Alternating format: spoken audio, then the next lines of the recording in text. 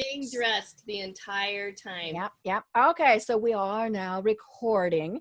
So we're going to have a lot of fun with this.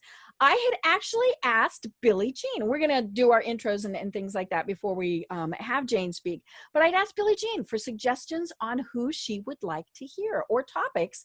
And Jane, you were a specific request. So, yeah.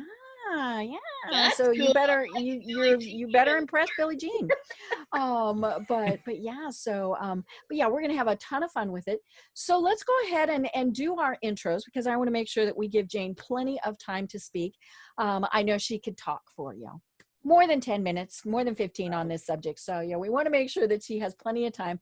So let's go ahead and do our intros. We've got a good Brady Bunch group here today. We've got the exact number for Brady Bunch. So Suze, you're in the Marsha corner, so you get to go first. Okay, I'm Suze. I am from Walden, Colorado, North Park, Jackson County. Proud of it. I'm learning from you guys because I just started a new job as the marketing specialist for the Jackson County Lodging Tax Panel.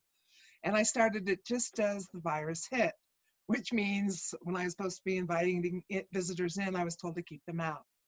So I'm just kind of learning as I go along. Great. Well, Jane, we're skipping you. So down to Brian. Hola, Brian, B2B Interactive Marketing. How do you like the new background? Ooh, Awesome. you're like in I'm not sure where you are. Are you in a stadium? Actually, it's a bridge. Oh, very cool.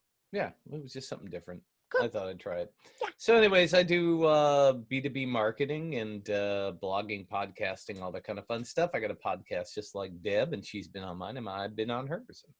That's it. Cool. Jamie, hello, darling. It's so good to see you. Hello, it's good to see you too. Hi, everyone. I am Jamie Van Kuyk.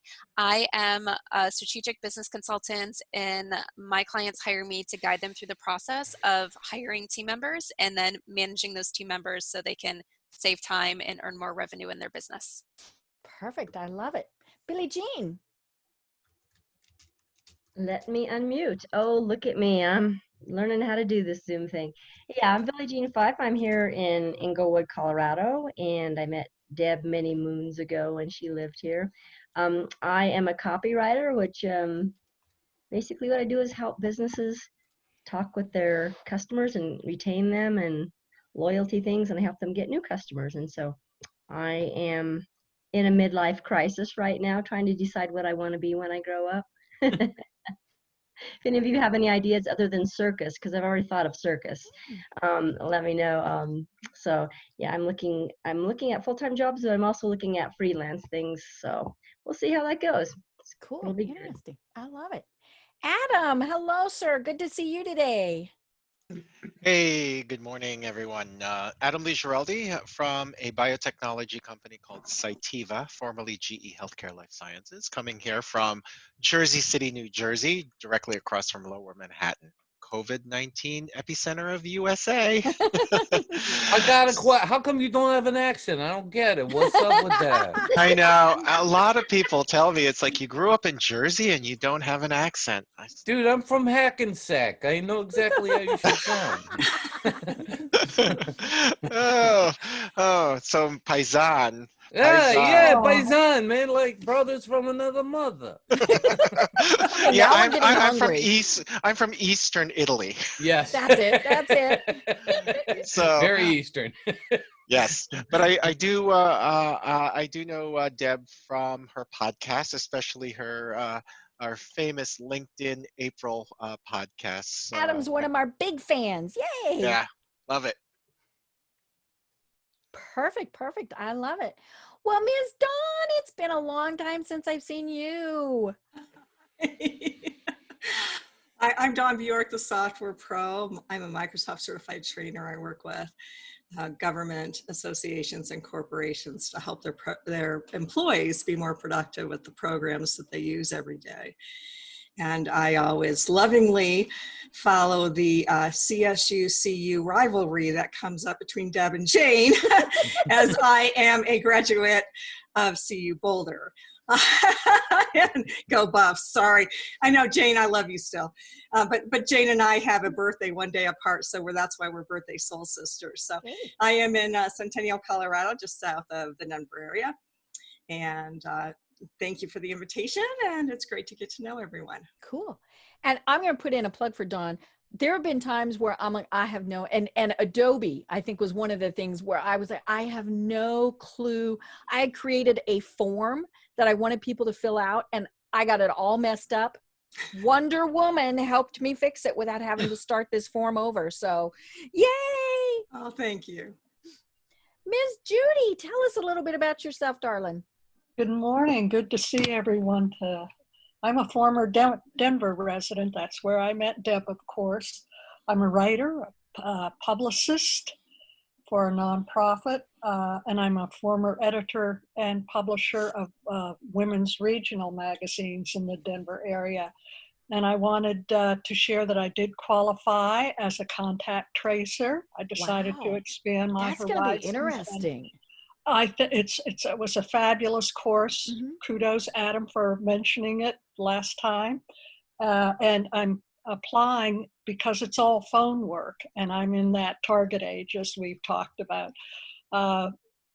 In fact, I'm debating whether to go back to tutoring. I'm starting to get questions about that. But anyway, I've applied for contact tracing in the DC, Maryland, and Virginia area. I live out in Rockville, Maryland, not too far from one of my children in Northwest Washington. So, and as I say, I met Deb long ago. Having fun again. I know. You know, the whole contact tracing thing, I was seeing some things where, you know, as businesses start back up and the employees are coming in, that's going to be a big thing that they're going to require, is knowing who all you have come in contact with. Yeah. You know, and so they're just going to have forms that are going to be right there where, you know, people will just keep track every day.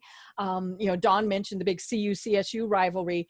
You know, I am a big sports fan, and that's going to be one of the big things for all sports, is tracking who all people have come in contact with.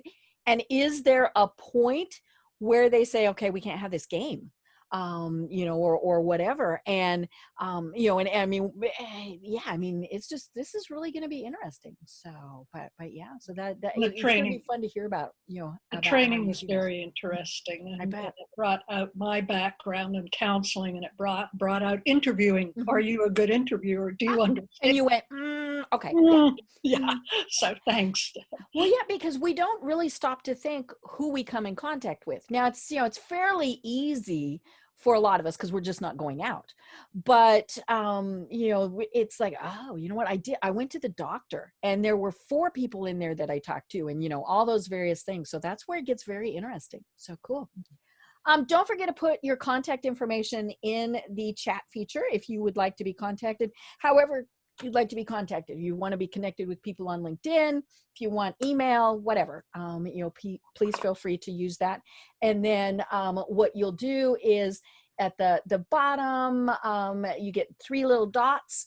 Click on that and it will say save chat. So then that way you have that information. I will also save it. So if for some reason you can't find somebody's contact information, let me know. More than happy to do that. I'm happy to report we started doing these back in March.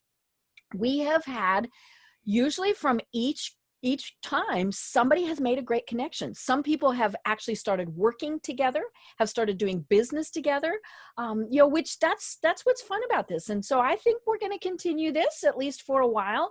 You know, we're all still stuck in our homes, you know, and so this is great. But, you know, part of this is, you know, we definitely want this to be a learning experience. It's great to talk to people. It's great to see faces other than our spouse, our dogs, our cats. You know, and my poor dog, he has a collar on. He had to have, the cone of shame. Hammy has the cone of shame for like 2 weeks. Poor Hammy. So he's very cute and very pitiful at the moment. And I am so happy to report I'm getting a haircut later today. And so next time you see me, I will not have COVID hair. I'm like so excited about this. But part of that is because I will not be here next week. We will have a guest host. Eugene Roth is going to be our guest host. I'm going to go to Kansas to visit my mother. And so I thought, if I can get in and get my hair done, that'd be good. But yeah, so I mean, all these weird things, but Eugene, and I'll talk about this again at the end, he will be guest hosting for us, and he's going to be talking about small business survivor tips and techniques to be successful in our new world environment. And he would like people to really be thinking about things that they would be able to add to that conversation. So again, I'll put that at the very end. And everybody be nice to Eugene. He's a good guy. So everybody participate. So with that, I want to introduce Jane. I have known Jane longer than I've known my husband. The only person I've actually known Suze longer, because Suze and I, we went to school together. So we've been there a long time. But Jane would be next. And Jane, I knew Jane when I worked for the American Cancer Society, and she served on one of our committees. And I met her then, discovered that she is not just the most fun person in the world. She knows PR.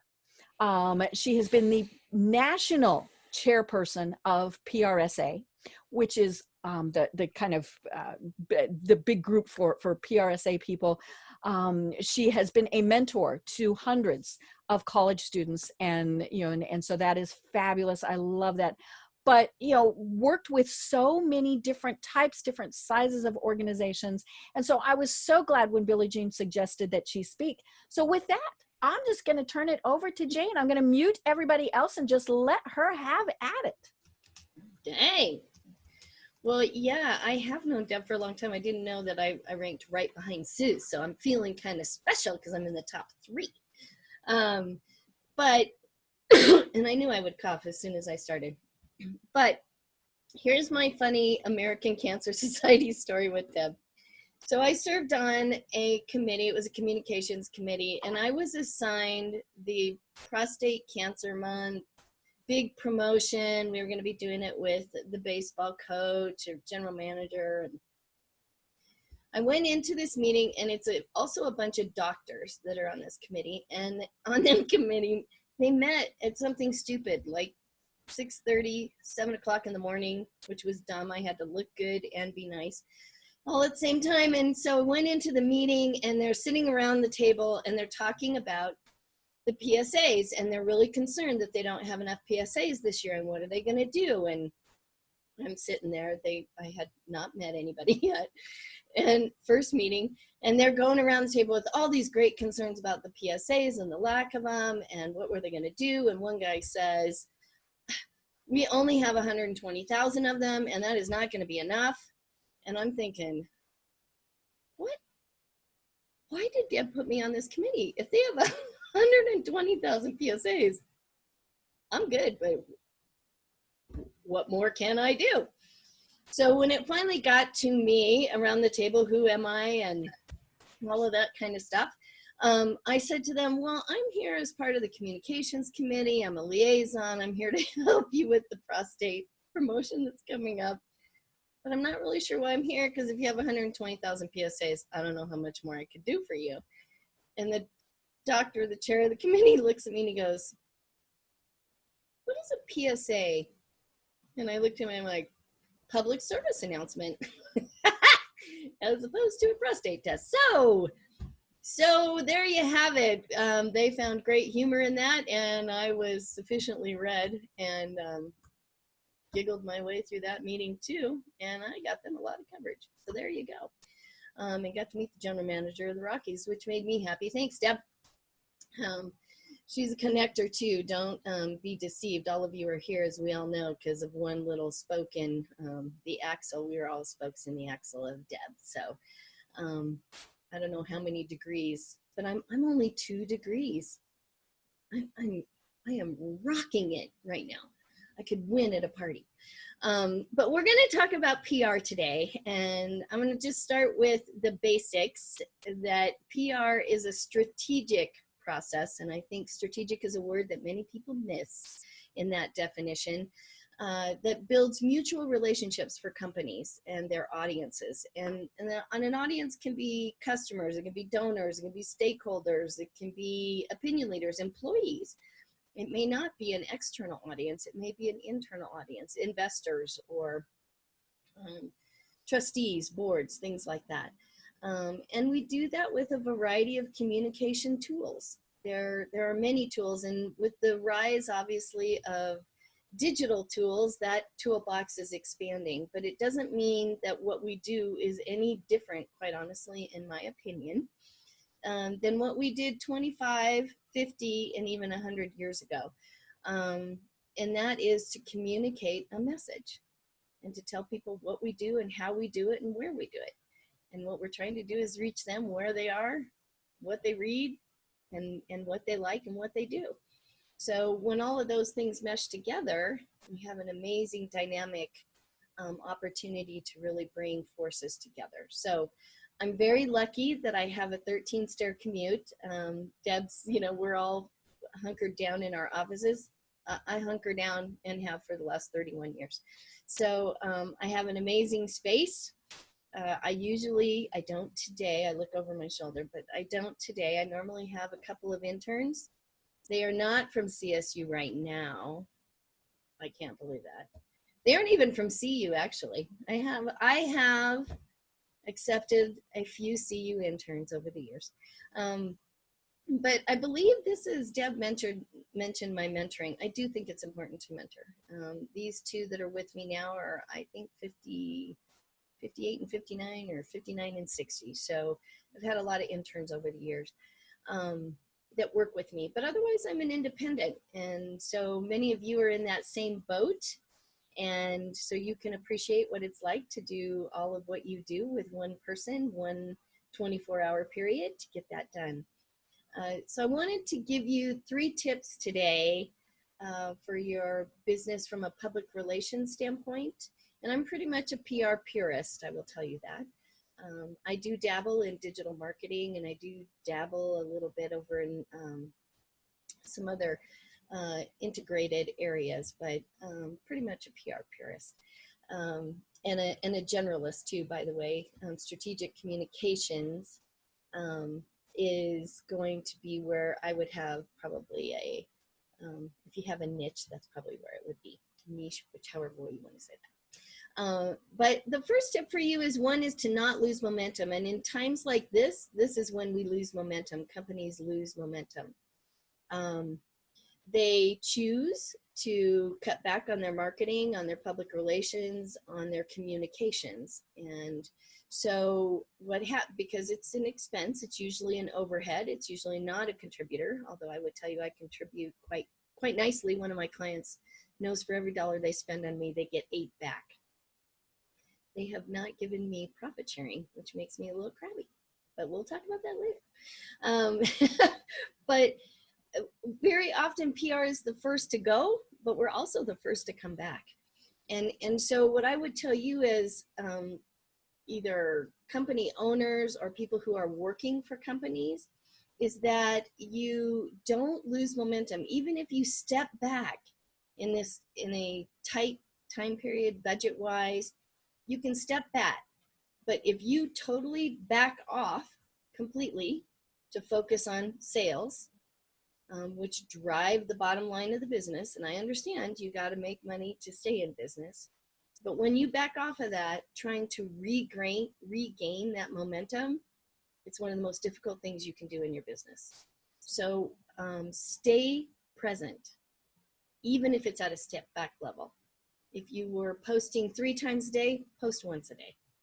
If you were posting 5 days a week, post 3 days a week.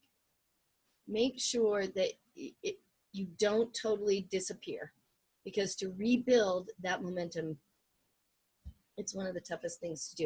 And it costs a lot of money when you bring your PR person back. Content is king. We hear this all the time, and I believe that it is king in all forms. So sometimes people think it's only that a blog is king, or only something on a podcast or a video series is king. All content is king. So whether that's your website, whether that's your printed materials, some people still do use them. I would tell you that to internalize those as much as you can, though. And the reason is because traditional media really just doesn't exist much anymore to go out and get a story about your company, about your client, about your service, about your nonprofit organization and programs and community resources and things like that. It's very difficult because they're so scaled down. For example, the Denver Post is down now to about 30 reporters. And they were a year ago at about 100, and the year prior to that at about 150. And in the glory years, they probably had about 600. So you need to understand that it's not that reporters don't want to tell your story. There are no reporters to tell your story. So what we call citizen journalism is rising, and that's individuals who create their own news. Many companies are creating true newsrooms where they are aggregating content from other places and sources. They are looking at industry news, trends. They're doing some research. They're pushing. It's called pushing rather than pulling. And so I would encourage you to make sure that you are driving content to your website, driving content if you are a digital influencer to your blog page or to your podcast, as Deb does. So those are things that you're going to want to do. But content is king, whether it's a blog, whether it's a couple of factoids, whether it's a do-it-yourself tip, or whether it's reproducing some research and showing how your company fits into the mix of that.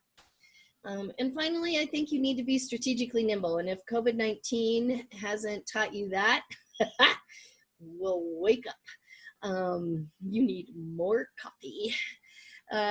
You need to really take some time. I have a whole wall full of them, actually, from all my kids that I've mentored and visited over the years. But really take time to think about that. One, because it's a matter of managing your reputation. And in this day and age, millennials, Gen Zs, reputation is everything. What do you do for the world? What are you doing to stay green? What are you doing to save our lands? What are you doing to save the environment? What is your social connection to the world around you, to your community? There are some companies that are having a difficult time finding that connection and linking back in. So take time to really think about that. But also think about your competitors. Oftentimes people are always doing competitive analysis to find out where the competitors are compared to them. I say look at your competitors to determine what they have that you don't. And look what you have that they don't. Is there a way to partner? Is there a way to collaborate? Is there a way to mobilize and be greater as a force than to be an individual? And rather than looking at them as a competitor, looking at as a potential partner to align with. So things like that can make a big difference for you, especially when the landscape is topsy-turvy. So can you partner? Suze is working with a nonprofit, but what nonprofits are out there that align with your business philosophy, with your core work? We're seeing many companies who've done it right in this day and age with COVID-19, and we've seen some, oh my God, what were you thinking? Clearly you were not thinking. You never ran it by anybody. So one that is doing it amazing that I can quickly off the top of my head is NatHab, Natural Habitat Adventures. If you don't know about them, nathab.com. They didn't pay me to say that. I'm not their PR person. Oh my God, I wish I was their PR person. They do amazing travel adventures. And when I say adventures, they do that from a photography perspective, from a hiking perspective, from experiential. There's all kinds of things that you can do. My husband went to the Galapagos with them.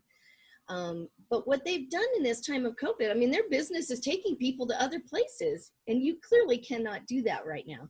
So they have found a way to tap into what they do on a day in, day out basis and help people get through COVID mentally.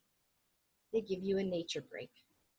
They have the most amazing daily free webinars that you can tap into and learn about lions, and you can learn about bees, and you can learn about, if you're a photographer, they have some that are specialized for photographers, how to get awesome shots in the Arctic. So they have taken what they do and made it very clear in connecting the dots. So know that when you align with a nonprofit, and it may be because you may align with a nonprofit because of a personal illness, a personal struggle, challenge. I know that we're heavy supporters of Lymphoma Society, and we do that because we lost one of our very best friends to that disease. And so we want to make sure that research goes on.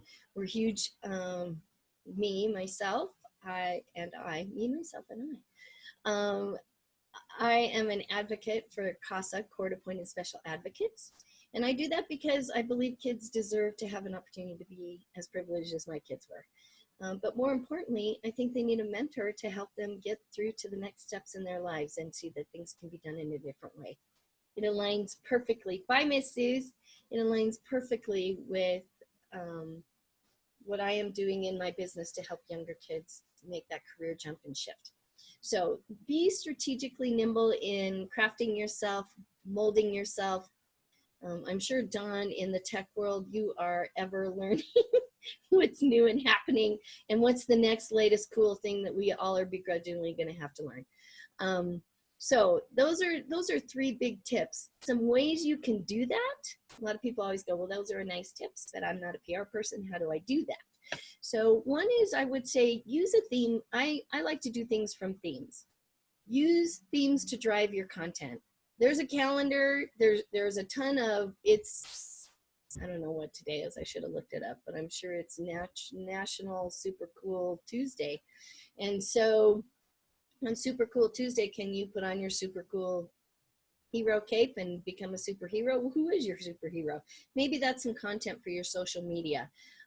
Friday is Juneteenth, and given the pulse of our society right now, is there anything that you can do in your community from a Juneteenth perspective to understand that culture and that how your company might be involved in celebrating and looking at that?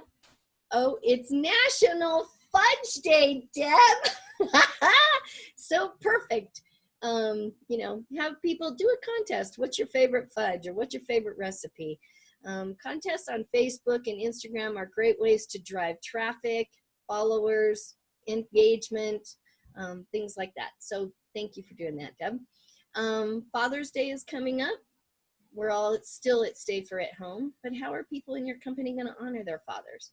Can you post pictures of your employees with their fathers, or what they're going to do with their fathers this coming weekend, and use that as a means for engaging and bringing some humanity and some personal touch to your social digital outlets, and even to your website.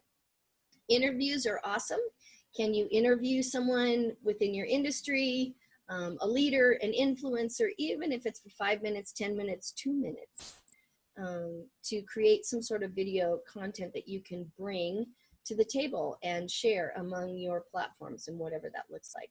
Videos, since I touched on that, try not to make them more than a minute to a minute and a half, unless there's a real compelling reason.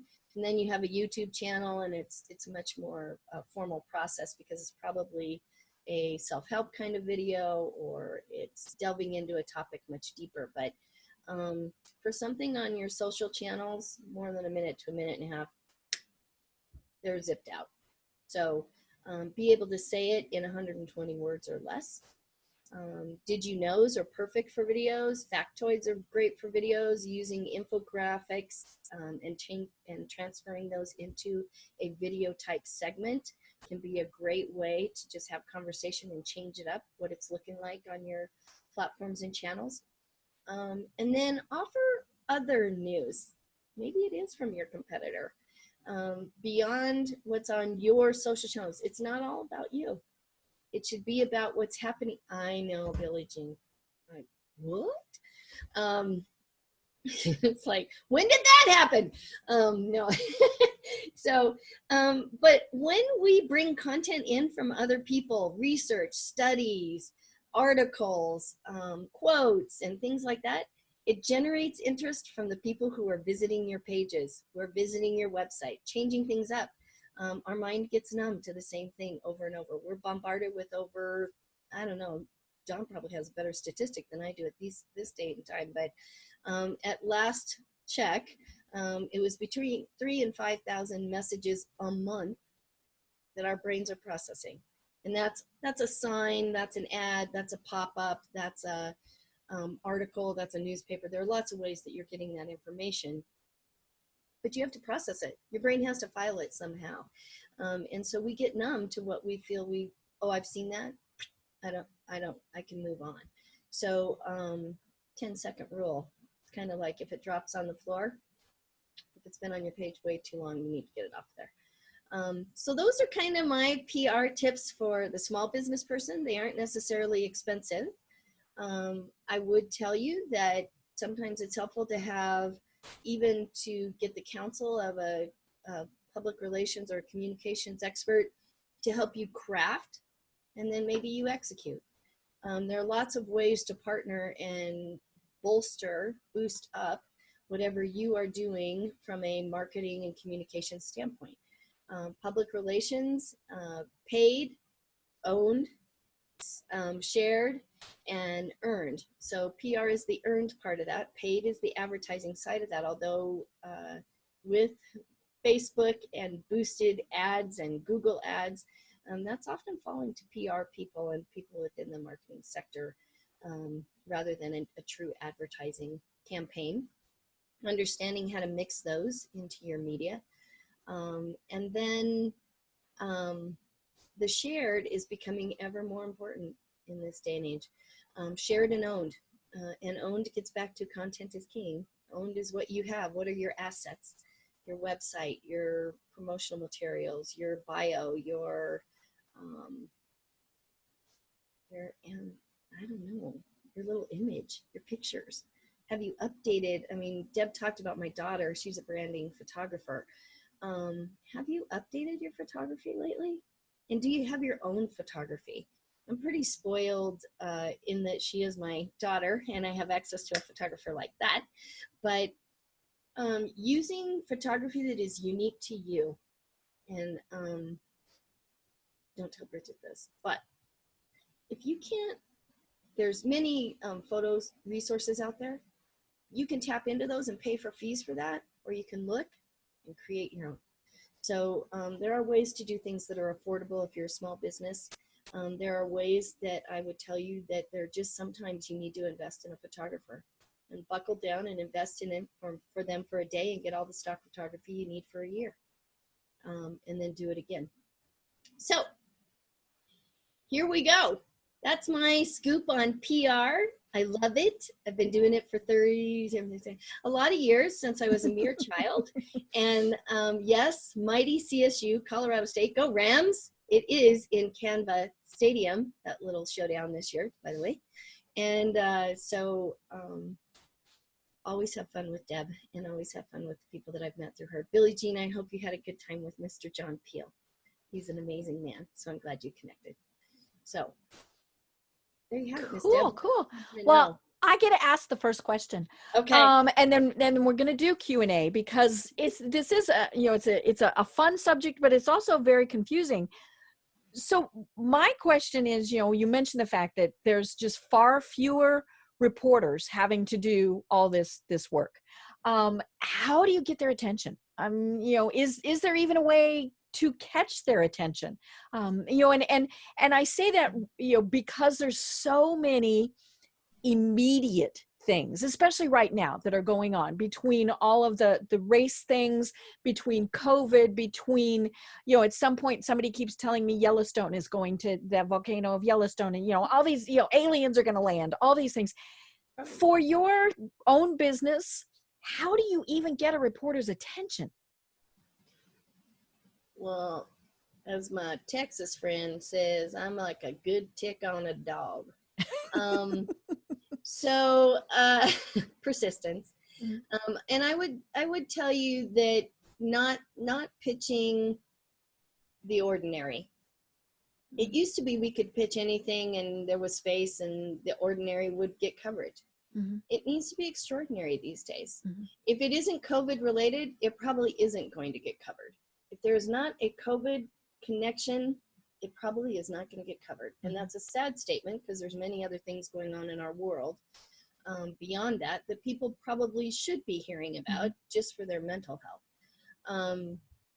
Second, with COVID, now you have all the Black Lives Matter issues and protests and things that are happening there for equal justice, which is actually superseded COVID coverage. I actually had a reporter that said, I can't do a COVID story. I had a COVID story.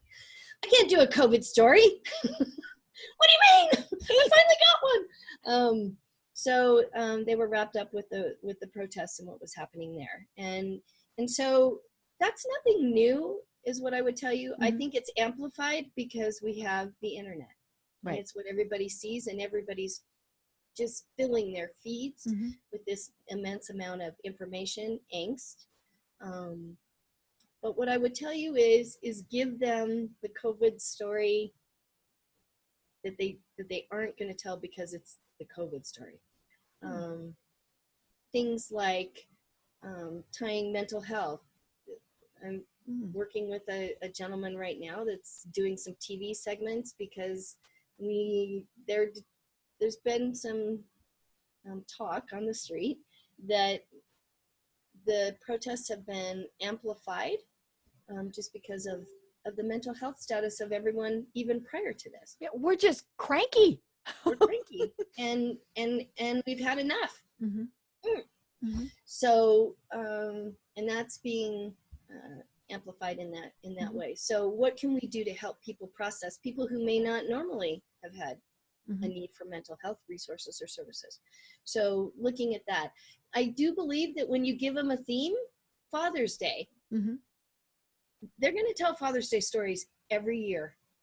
So what's your Father's Day story that's different? And I use Father's Day. Here was a unique challenge, PR challenge. I need to engage people with a company that provides RTD, rapid transit here in Denver. It's a client of ours. How I need promotional ideas to promote RTD without promoting riding. Promote riding on the bus. Right, because there's not a lot of buses are running. Routes are cut short. Minimal amount of time. COVID-19. They're taking immense steps to sanitize and keep people safe and do all of those things. But obviously we can't have jam-packed buses like we used to have. So I just kind of giggled and went, you're joking, right? I'm promoting, what? But we did it. We did it for Mother's Day and we're doing it again for Father's Day. And so coming up with ways that you can still engage with your audiences and constituencies in ways that are unique and different. So that's a different kind of story. I do think, Deb, that it's a challenge. And so then you can look to neighborhood newsletters. HOA newsletters are a great way to reach people. It's not the Denver Post, but is it maybe better to your audience? Community papers are seeing an uptick and a rise because big papers just don't have room to cover that anymore. So how can you offer the person that's reading their Lakewood Sentinel or their Golden Transcript, those are Colorado papers.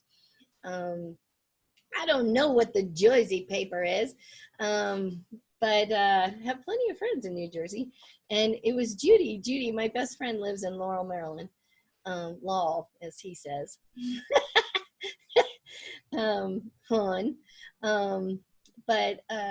So I think those are looking at some creative ways. I think being a guest author on a blog or an influencer within the industry. A podcast. Yes. Working with podcasters and publishing articles that are able to be quickly digested. That might be a long Facebook post. It might be something that you put on your website and then, a link for people to go access. Right. That was a long answer to that question. Yeah. But. I was thinking Jamie's in a great position with what she does, because there's going to be so many changes in the workplace. And so those will be positive stories, but it'll be, how do you deal with it? How do you deal with a mobile workforce? How do you deal with now, people who were in cubicle world are not, or they've got the sheets of plexiglass. That's what my husband has been told is, Right. They're going to have the big sheets of plastic hanging down, which I'm thinking, that works until somebody has the sneezes or whatever. Right. And then of course I'm envisioning people sticking stuff on them. I mean, everybody's going to turn to 12-year-old boys, but there's just going to be so many things as people start going back into the workplace. How do you manage those? And so Jamie's one of the people who would be in a great position for that. I think everybody here probably has some good, I'm a PR person, so stories to pitch, but, I think it is something that, we can definitely look for the opportunities. Yeah. Jamie, do you have an IO degree? No. No. My daughter has an IO degree. She does similar. The other daughter. Kyla. Yeah. So I pretty much focus on things from teaching people how to become better managers within their business. So that people side of the perspective versus the manager side versus necessarily the HR side. So I don't really deal with policies and all that stuff.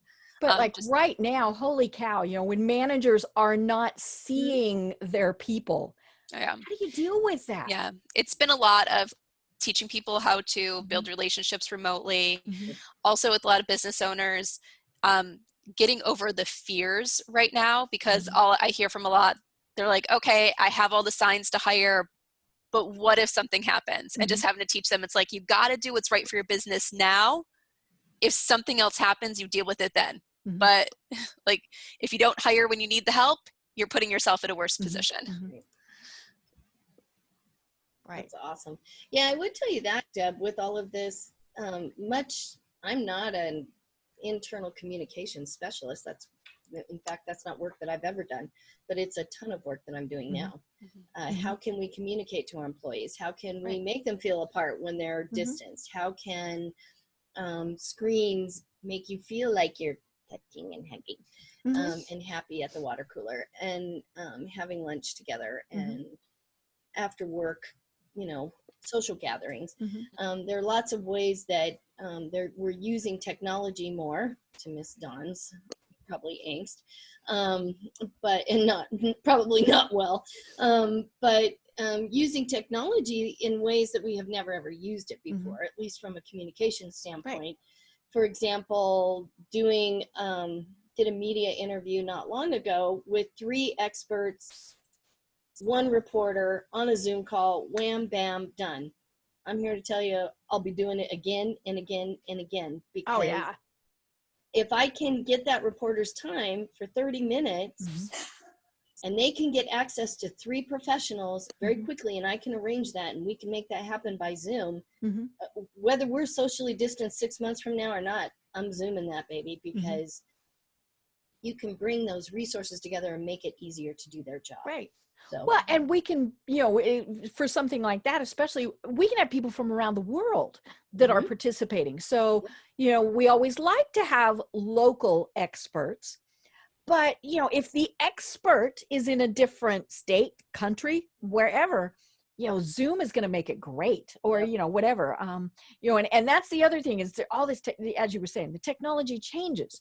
Will we be Zooming? It's funny. That's become a noun now, right? Yes. We Google, we Zoom. Will that still be? But, who knows? But yeah, to be able to bring people together. So, okay, who else has questions? We've got about 10 minutes left. Wait, let me stop here for a second. Kalina, would you like to introduce yourself? Oh, you're muted, dear. Yes. Oh, there we go. Okay. Hello. For those who don't know me, Kalina Phillips. Just haven't changed my name yet. I've met Deb through dogs, beagles. We both have beagles.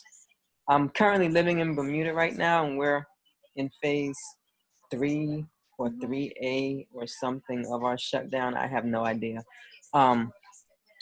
When I was working at the National Museum, which has been closed. They're supposed to open today. I haven't heard anything from them yet, so I'm not sure if we've opened back up because there's nobody here to go to a museum. But other than that, I'm originally from New York. I'm a teacher in my original major, and that I loved the children, but I didn't like all of the nonsense that was going on, so I just walked away, and now I'm trying to finish up my accounting degree. Cool, And cool. just hang out at home right now. I love it. I love it. Okay, who has questions for Jane? Go, Adam. Hey, Jane, thank you. I took copious notes here. And so the things that resonated with me was, yeah, I see Judy. Dang, this is a good Tuesday. Yeah. The things that resonated with me is citizen journalism, which really just got me to thinking is like, wow, that's what we've been all doing because the internet has basically democratized everything. So it really resonated with me. But the other things was about nimbleness. It seems like my company, just because it is a bigger one in its nature, is not as agile and not as nimble.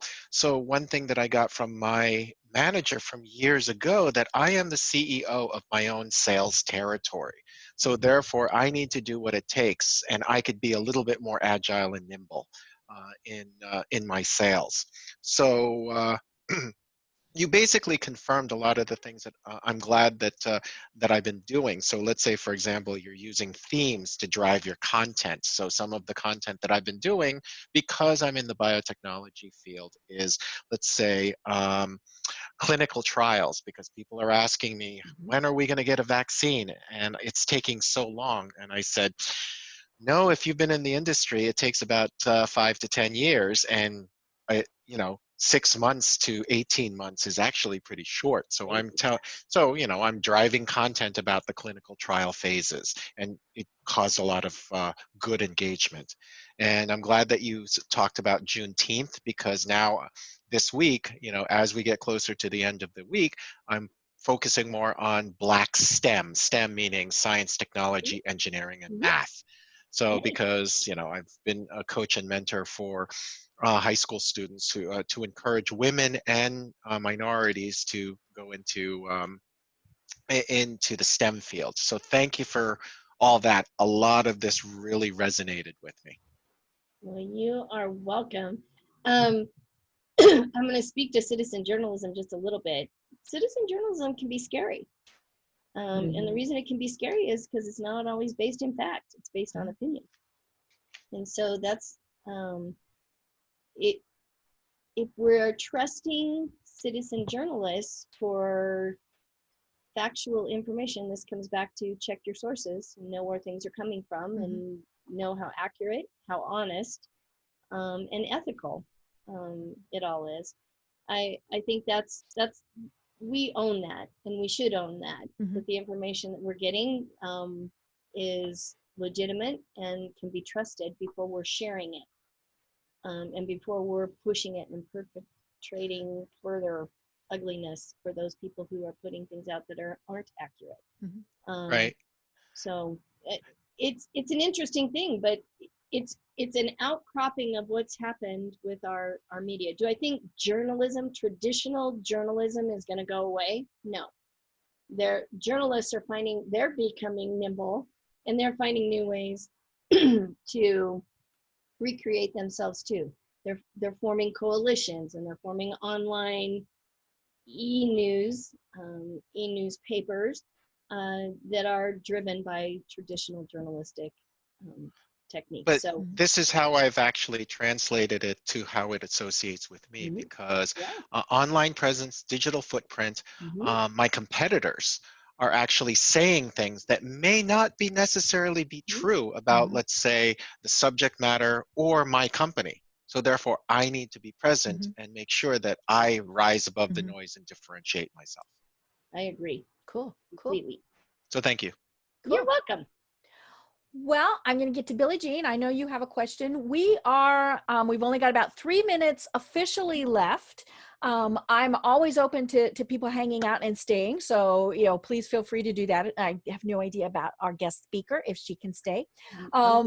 I do want to, before we do that, I mentioned, Eugene, at the start that you will be guest hosting next time.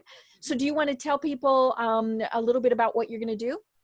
Oh, okay. Hey, sorry I was late. Was at the doctor's and they were running behind.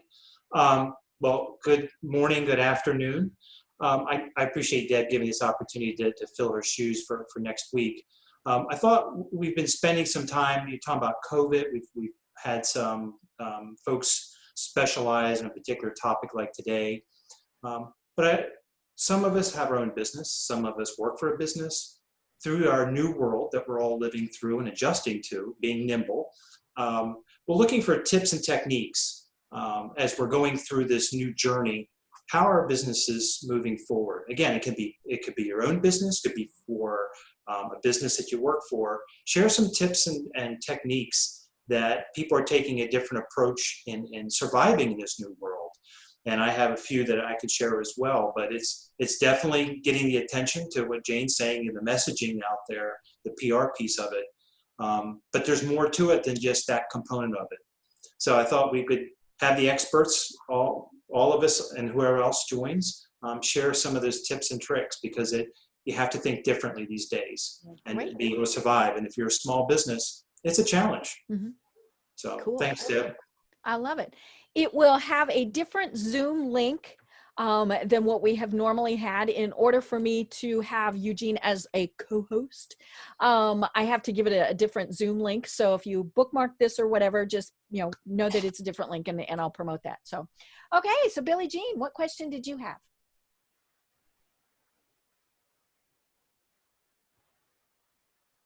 Oh, unmute. Okay, there we go. So I was kind of like that kid in the classroom having the back conversation, like, oh, me. So sorry. Mine is, I think, more of it's kind of a question and kind of an observation. And just briefly, I'll try not to do my stream of consciousness thing that I usually do, because that's how I think.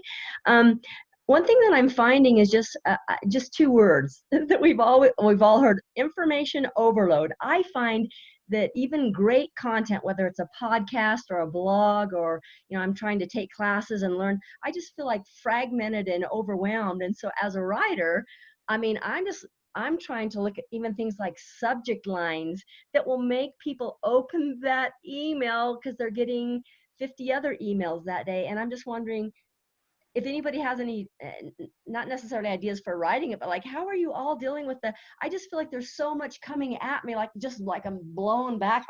Like there are people out there like me, and like some of you, creating great content, and people aren't even reading it or seeing it because it's just like just flowing by them in the river. So that's my comment, my observation. If anybody has anything about that, I'd love to hear your thoughts.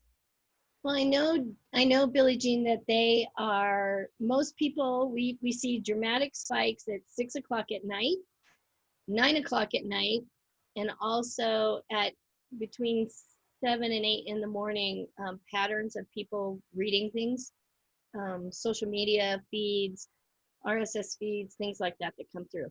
And I can only attune that to, I'm sitting down to dinner and I probably am trying to just get rid of the workday. Yep. Clear out what's in my box.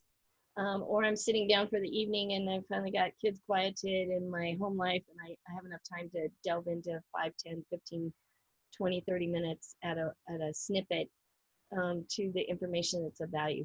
I would tell you this, I have found, and I have no scientific data to qualify this at all, but here's what I know. I have sent out e-newsletters for clients and things like that, and literally, truly, 6 months down the road, someone's dumping those into folders, and then they read them. So they're opening them a lot. And then you get this question, later. You're like, wait a minute, we did that? When did we do that? What was that about? And you're like, oh my God, that was 6 months ago. And so what I would tell you is especially with the internet, information never goes away these days, in a good way and a bad way. And so if you can take the opportunity to create the content and people are receiving it and they're not telling you they want to unsubscribe, they will absorb it and process it in their own time. Mm-hmm. And the same is probably true for you. If you're bombarded, unsubscribe. Unsubscribe. Our brain can only take so much. Mm-hmm. And in that process, that learning process, how much can you absorb? And that's when we get into all those messages, all the static that's out there. When you talk about subject lines, I do think subject lines are important. I do think 140 or 280 characters is important. It all comes back to being concise and to the point. And are you giving information that matters? Why? The question is always why. Why would anyone read this? And that comes from my good friend, well, my good friend Jerry. You know Jerry Brown. Jerry. But Jerry Brown's comment, whenever I would say something, he would go, "So what?" And I'm like, "What do you mean, so what?" Well, so what? How many people is it going to impact? How many lives is it going to change? How is it going to, what's the bigger picture? The so what of what you're trying to tell. If you can't answer that, don't sell it, because it probably won't be bought. And that's from an AP reporter, old school. Oh yeah. You know, one of our times before one of these, Matt Schuler was on, and Matt is the owner and editor of the Jackson County Star, but he suggested the book We Need to Talk: How to Have Conversations That Matter. And I ordered that. It's a fast read. I mean, I've read half of it in probably a couple hours. It's a really good book. Again, it's called We Need to Talk: How to Have Conversations That Matter. It really does talk about stuff that we know, but things like always make it about the other person. So whether we're talking with them or wanting them to read it or all of those things. But as I was reading it, I was thinking, God, I know that, but I don't do it. And there were just a lot of things in there that were very, that I really liked. The author of it is a radio interviewer and reporter. And so she talks a lot about how she has done interviews with people, and how she has really cut through the clutter with them. And it's just, it's definitely something that I'm going to read more than once, because I do tend to read fairly quickly.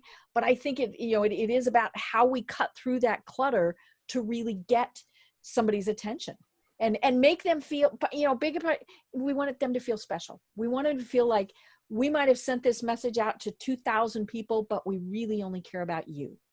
And so how do you have that conversation? Yeah. What was the name of that book again, Deb? Could you say it?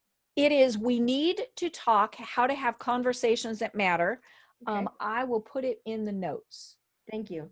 And disclaimer, I might be still an Amazon affiliate, so I don't I don't know if that went away or not. Oh. And so I might get like 2 cents if you buy the book. Right. But the last time I checked, I couldn't find it. So I don't think I'm an affiliate anymore. I think, lack of use. but yeah, so it really was. And like I said, it's easy. Brian's got a suggestion for a book, but yeah, so more comments, more thoughts. Mr. Eugene. Hey, Jane, thanks for your information today. Sorry I was late getting to it. So I'm the Chief Operating Officer for a small tech company out of St. Louis, though I reside here in Atlanta.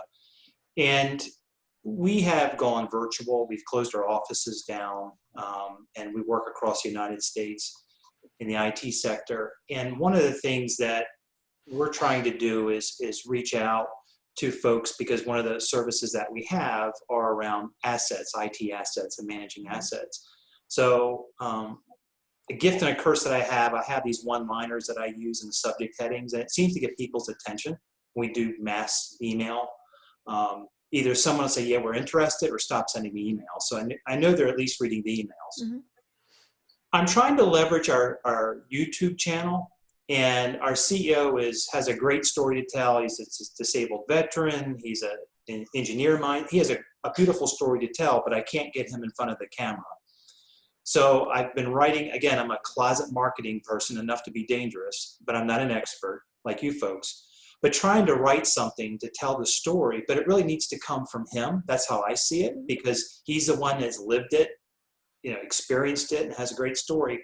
How do you take somebody like that has a great background, a story to tell, hit the heart, hit the feelings, and get them in front of a camera and tell the story? Because I think there's a lot of value there, versus me saying, hey, the CEO that I work for has this great story, right?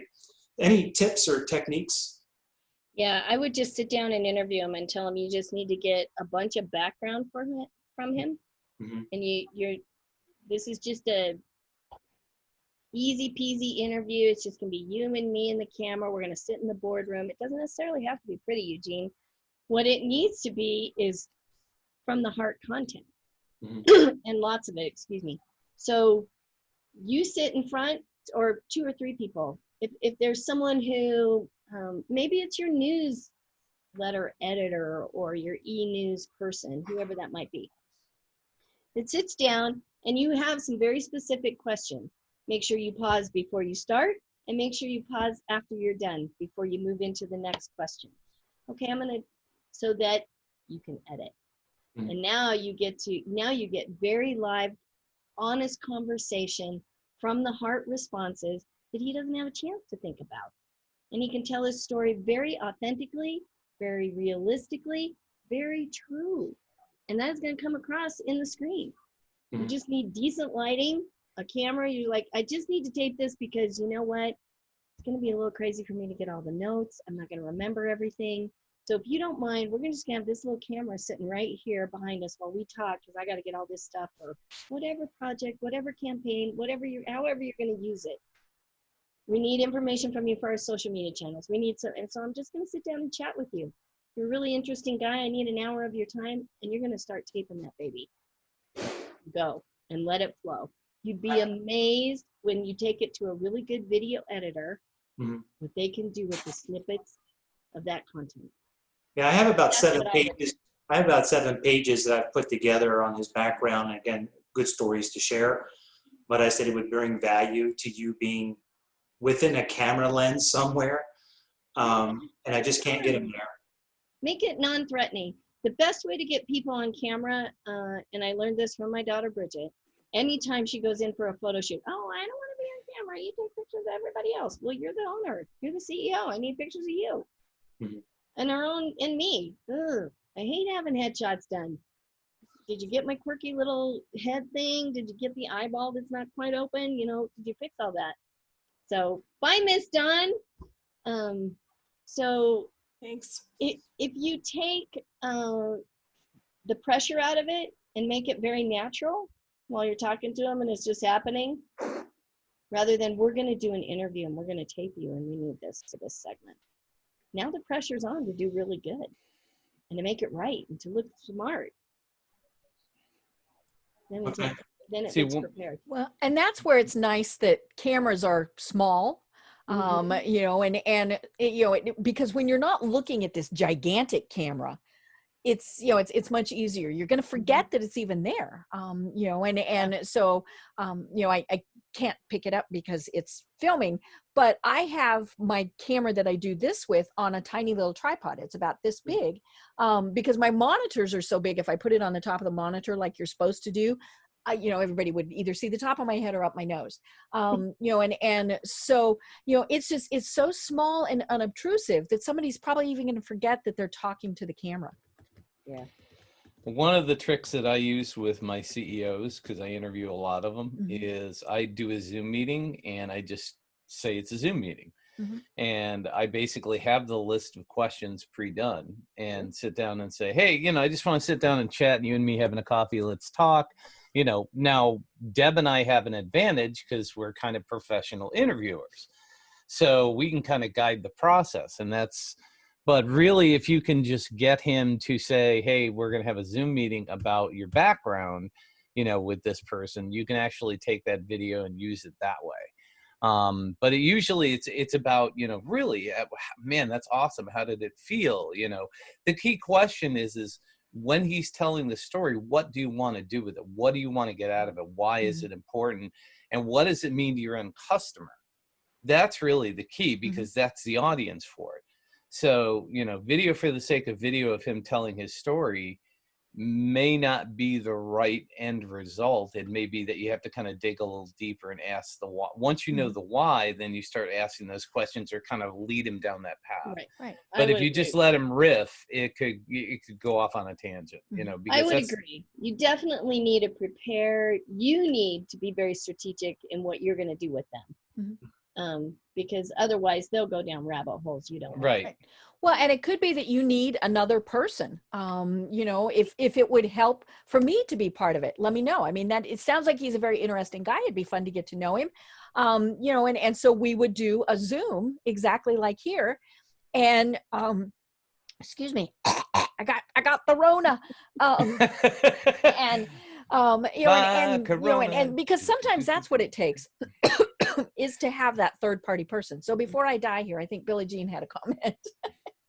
Well, I was just going to say one thing that, and he did go down a rabbit hole. One thing I did with my dad, he would never, I always wanted to have stories from him. And so one time I did this thing that's very unprofessional. You shouldn't do it, but I was just a daughter with the dad, and I had a voice recorder, and I had it right on my lap, and he was sitting across the table from me, so it was unobstructed. It was a voice thing rather than video, but I got like an hour of just stories. And in fact, at one point in time, he's like, "You're not recording this, are you?" And I lied to my dad.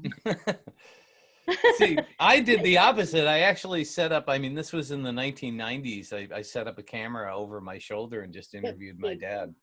Yeah.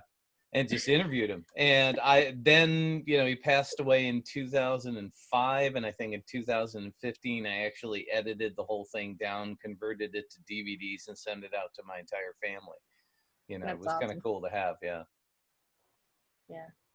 Cool. Well, Miss All right, I got to run because I got a meeting too coming up in 15 minutes. So, Yay! But Anybody this was have good. any final Nice questions job. for Jane? Don't forget, save the chat thing. And we are recording this. I'm probably not going to edit it at all. I will just post it on the Facebook page. And Adam, I'll send you a link since you're on LinkedIn for this. But yeah, so I'll just post it there. It'll be on my personal YouTube page. So yeah, so it's just going to be us rambling. And feel free to share that with other people. I mean, you know, this isn't certainly not anything. Please support Eugene next week by participating if you can. You know, I will be at this point in time probably driving up in Arkansas. So wish me luck. Oh, good luck. Yeah, you know, stay in the car. That's all I'm saying. Stay in the car. You know, I tell you, my anxiety level is, I'm not doing real good with this because we're gonna have to stay in hotels. You know, but you know, Mom's 87. You got to go see him. You know, and it'll be fine. But yeah. So thank you all.